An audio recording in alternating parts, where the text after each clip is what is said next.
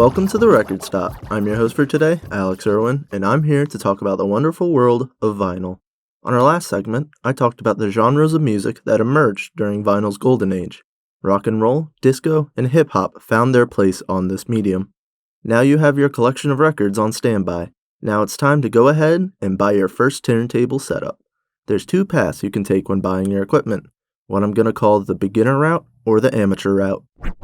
The beginner route is going to be your cheaper option when buying your equipment.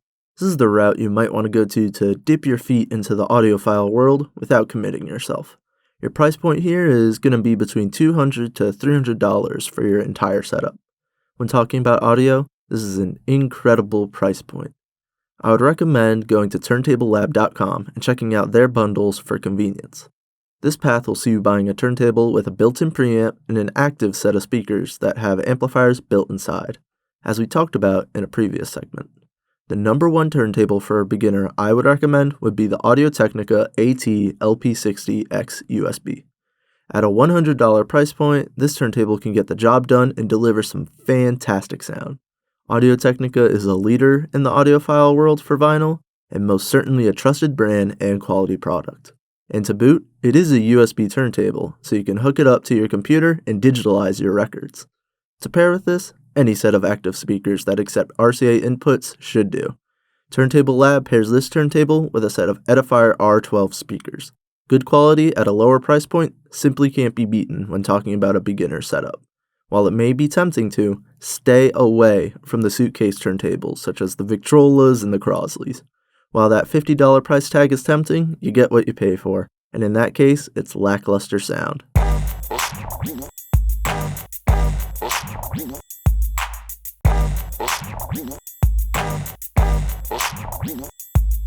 When talking about an amateur setup, the key word here is customization. The interchangeability of parts at this level helps tailor your sound to you.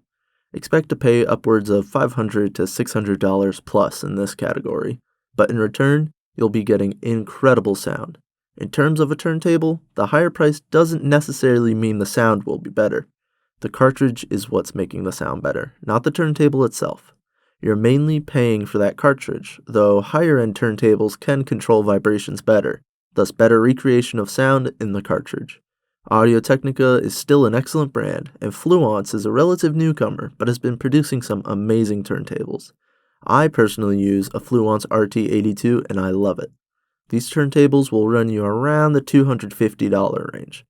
You'll most likely want an external amplifier to further customize your sound. Yamaha and Denon are good, reliable brands to go to for external amps.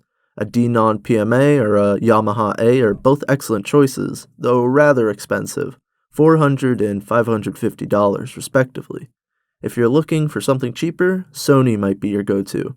Their home stereo systems and amplifiers both work in this setup. I myself have a Sony home stereo system in mine. You're looking at about $200 here. Finally are your speakers. You can really go ham when it comes to speakers. You could have anything from just a stereo setup to a whole 5.1 surround area, subwoofer and all. I recommend for those starting to begin with a set of stereo bookshelf speakers, just like in the beginner setup. Edifiers and Fluences are both solid choices. But really, there are many sets you could go with. Depending on the set, this will cost you around another $150.